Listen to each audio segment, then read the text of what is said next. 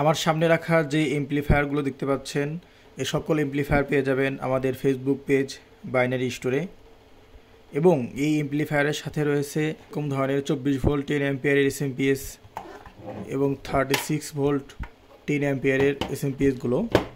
তাছাড়াও আমাদের ফেসবুক পেজে পেয়ে যাবেন এরকম ধরনের বিভিন্ন সাইজের স্পিকার এবং 8 ইঞ্চ অথবা তার অধিক সাইজের এলজি অথবা বসম্যানের সাবউফারগুলো।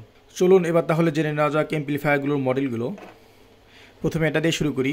এটি অনেক পাওয়ারফুল ZK502L। এটি মোট 100 ওয়াট আউটপুট দিতে সক্ষম।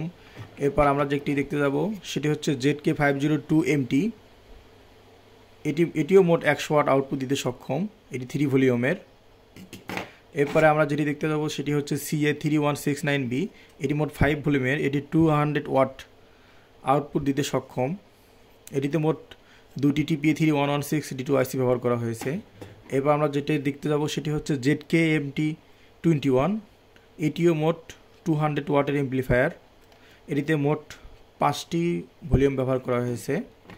এবং আপনাদের সবার পরিচিত বাংলাদেশে অত্যন্ত ফেমাস ZKTB21, এই এমপ্লিফায়ারটিও পেয়ে যাবেন আমাদের কাছে। এটিও মোট 200 ওয়াট আউটপুট দিতে সক্ষম।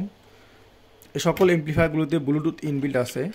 এছাড়া মোস্ট ফেমাস CA3166B, এটিও পেয়ে যাবেন আমাদের কাছে। এটিতে মোট দুইটি TPA3116 D2 IC ব্যবহার করা হয়েছে। এছাড়া বেসের জন্য, শুধুমাত্র বেসের জন্য একটি এমপ্লিফায়ার আমাদের কাছে পেয়ে যাবেন CA3316A। এটিতে শুধুমাত্র বেস আউটপুট দেয়। এই সকল এমপ্লিফায়ারগুলো পেতে চাইলে অবশ্যই মেসেজ করুন আমাদের হোয়াটসঅ্যাপ নাম্বারে, স্ক্রিনে দেওয়া হোয়াটসঅ্যাপ নাম্বারে, এবং মেসেজ করতে পারেন ফেসবুকের ইনবক্সে। ধন্যবাদ সবাইকে।